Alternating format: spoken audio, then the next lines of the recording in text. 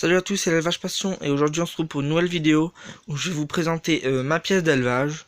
Voilà la pièce où j'ai mes terrariums, voilà mes geckos et mon pogona.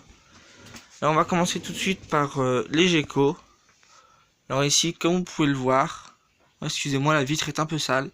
J'ai un gecko léopard mâle, voilà, de 1 an.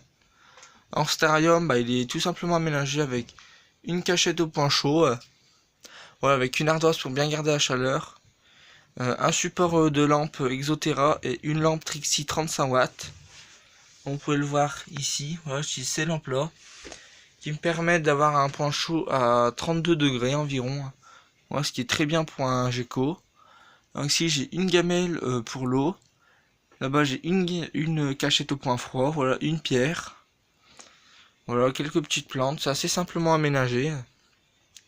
Alors le terrarium fait 60 cm de longueur comme ça, 40 cm de profondeur et 50 cm de hauteur.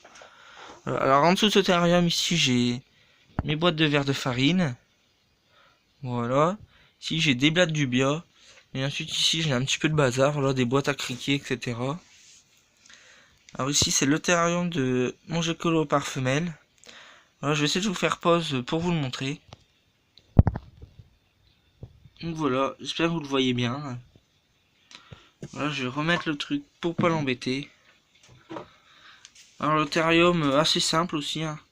Une gamelle pour l'eau, une pierre, quelques cachettes au point froid et au point chaud. Alors ce terrarium ici est équipé d'un petit thermomètre, voilà, regardez, 31,8 avec une ampoule de 35 watts. Je vais faire pause pour bien le refermer. Ensuite ici j'ai le terrarium de mon pogona. Alors lui c'est un terrarium de 120 de long, 40 de profondeur et 50 de hauteur. Alors c'est un pogona viticeps.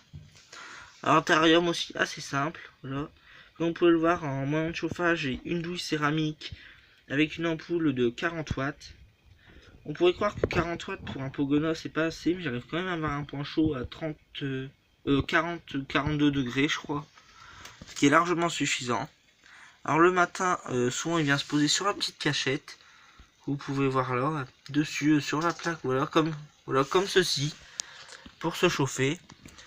Alors ici j'ai une gamelle pour l'eau, là-bas au fond j'ai une gamelle pour la nourriture, voilà, pour la salade, les végétaux. Ensuite ici j'ai quelques plantes, une branche et une petite cachette au point froid, et j'ai une lampe UV, voilà, qui est assez important pour un pogona. Alors comme substrat pour mes lézards, pour le moment j'utilise du sopalin, voilà, car le sable, souvent c'est dit que ce n'est pas bon, les copeaux pareil.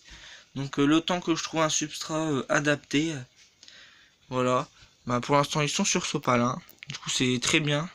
Du coup le sopalin est changé toutes les semaines, voilà. Vous pouvez le voir au-dessus, j'ai quelques graines de maïs et de tournesol que je fais sécher.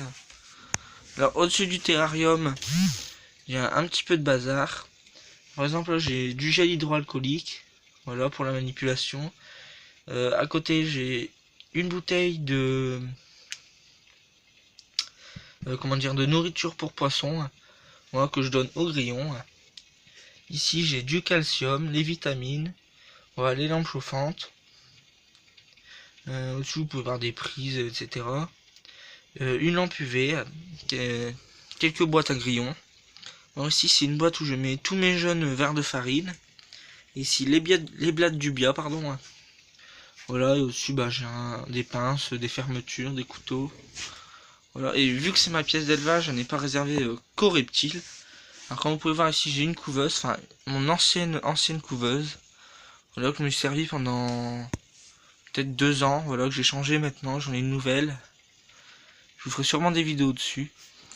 Donc voilà, cette couveuse là, c'est pareil pour ma pièce d'élevage, et quand la saison va commencer, les incubations vont se placer ici. Voilà, ensuite ici j'ai une caisse en bois, une branche, et ici c'est la boîte des grillons, voilà, mais là il n'y a plus de grillons, faut que j'aille en racheter cette semaine. Alors voilà, ce sera tout pour cette vidéo. Si vous avez des questions, n'hésitez pas à les poser en commentaire, je vous y répondrai. Et si cette vidéo vous a plu, n'hésitez pas à liker, commenter et vous abonner. Bye!